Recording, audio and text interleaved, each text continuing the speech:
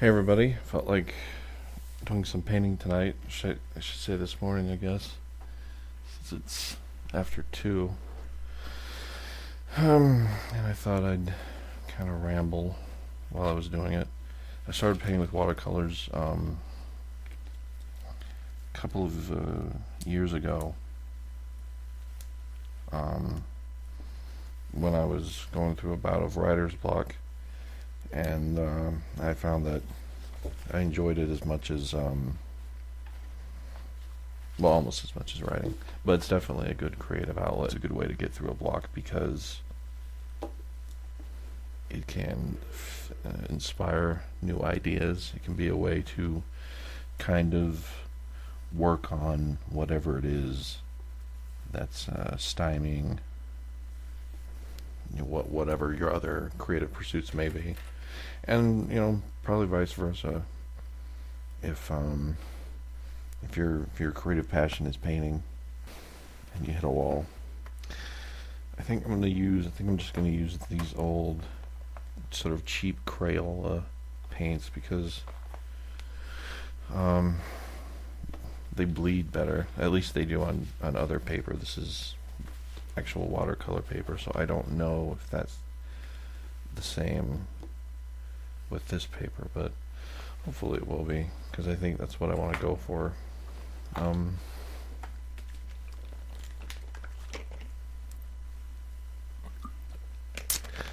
going for, I think I want to paint a Hound of Tindalos, which is a creature in Lovecraft's Cthulhu mythos, a word I hate saying, that is actually created by another author, Frank Belknap Long, with whom I believe I share a birthday.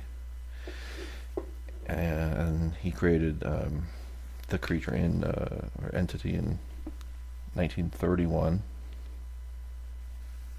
And that same year, Lovecraft mentioned it in his story, The Whisperer in Darkness.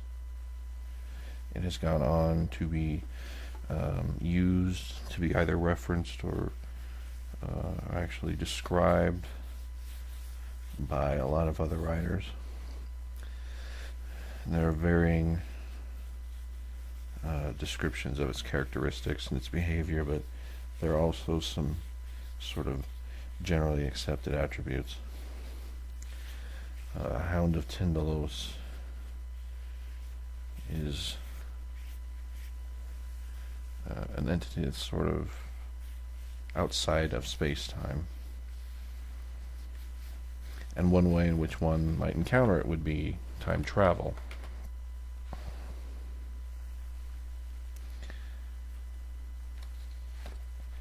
It's, even though it's called a hound, that really refers more to its behavior than its physical makeup. Its presence or its arrival is heralded by smoke emerging from a sharp corner.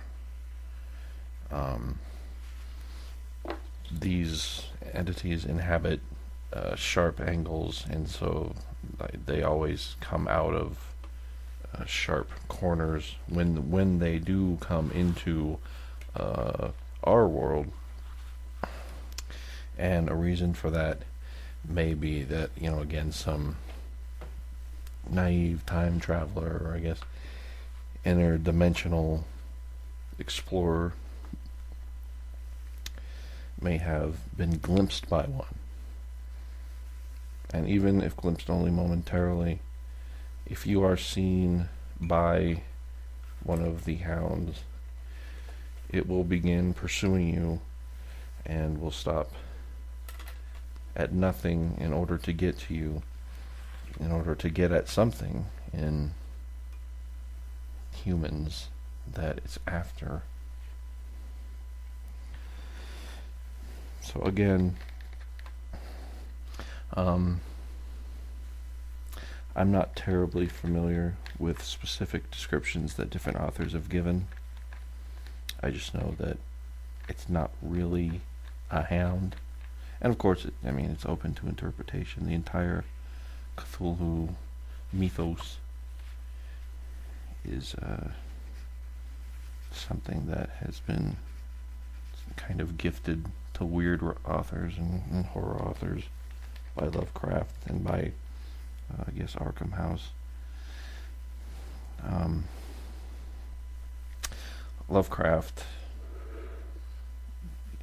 I think he enjoyed playing around in worlds created by other authors, and he enjoyed it when other authors did the same with his work. He and Robert Bloch, who is best known probably for writing the novel Psycho that Hitchcock adapted, he and Bloch famously went back and forth in a trilogy of stories using Lovecraftian entities to kill off versions of each other, which they did it because strange as it may seem, it was sort of a friendly thing, something that writers like to do.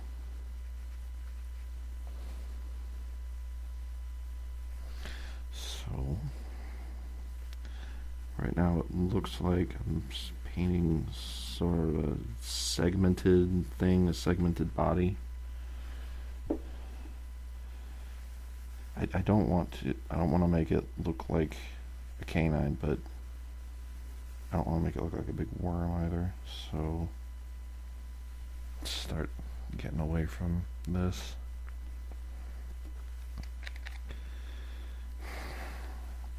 And I don't really have an agenda here. I was earlier in the day I was reading about the Hounds of Tindalos, and I looked up on Google artists' conceptions of them, and they were all really cool, and a lot of them did in certain ways resemble hounds. Some of them were just out and out dog looking things, and others were a little more surreal, but they're all pretty neat. And I mean, like, realism and detail is not my thing, so I'm just going to, I mean, not that there is a realistic way to paint a Hound of Tindalos.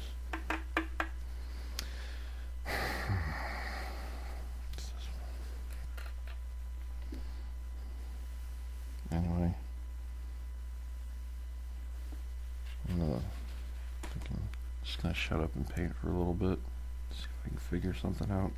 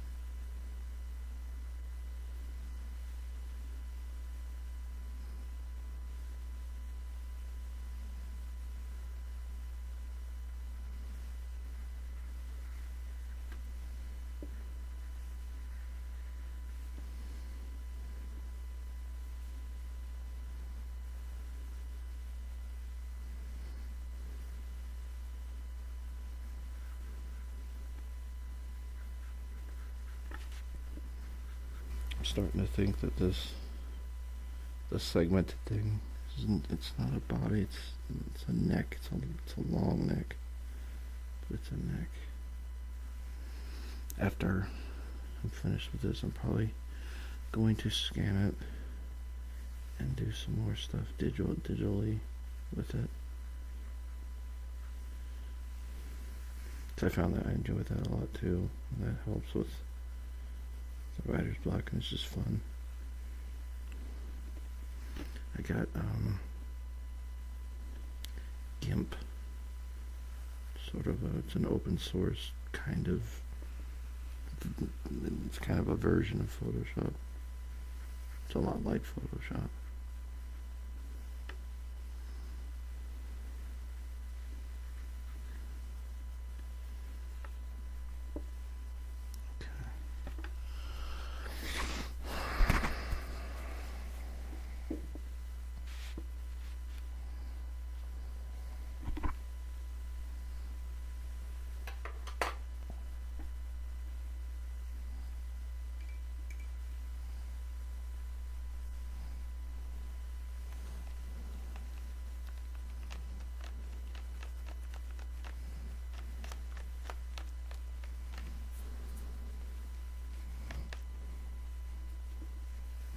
It's probably not easy to see on camera how some of these colors are interacting, but definitely that sort of bluish purple one, which is turning out to be way bluer than I wanted. I'm gonna have to fix that in GIMP, but the colors comprising the neck I think look really good.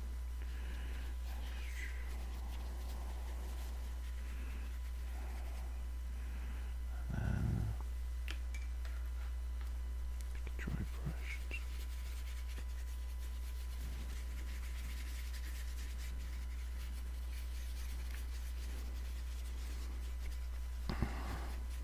The reason I decided to paint this morning is because I was looking back at some of the stuff I've done recently, and it's like all digital. I haven't used a watercolor as a basis for anything in quite a while.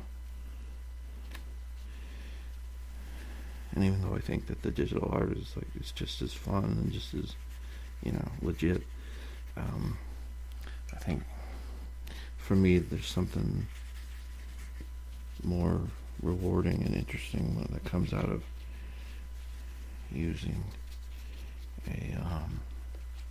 a watercolor as the basis for the piece, I guess you'd call it.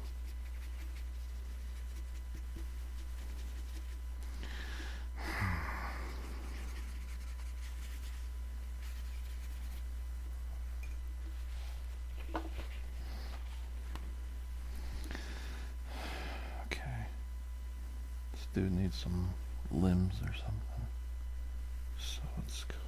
Let's get in here. Let's get in here. Whoa. That is pink.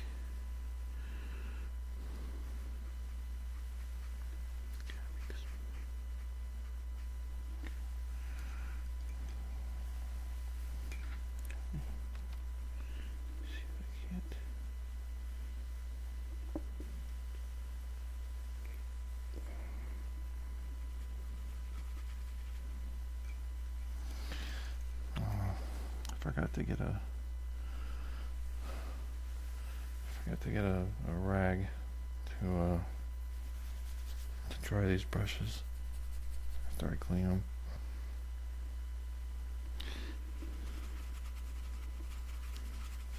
I can't do it. I can't dry them the way Bob Ross does, or else I'll get shit all over my computer. Okay.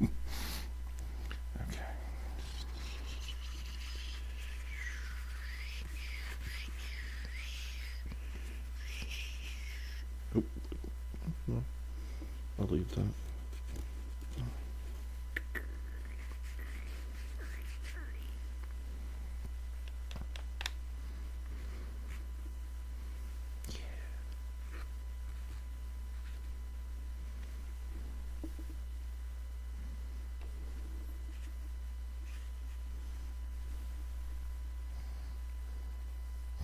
Oh well, some of the best developments with these come as a result of little accidents, just lack of preparation.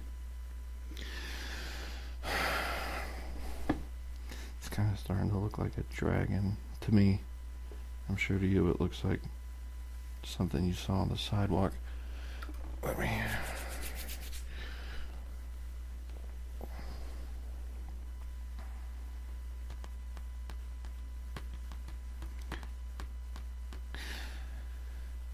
I think for now I'm done. The next thing I'm gonna do after it's dried is scan it, and then maybe tomorrow I will go into the GIMP and toy with it there. So this is going to be a Hound of Tindalos. Good night.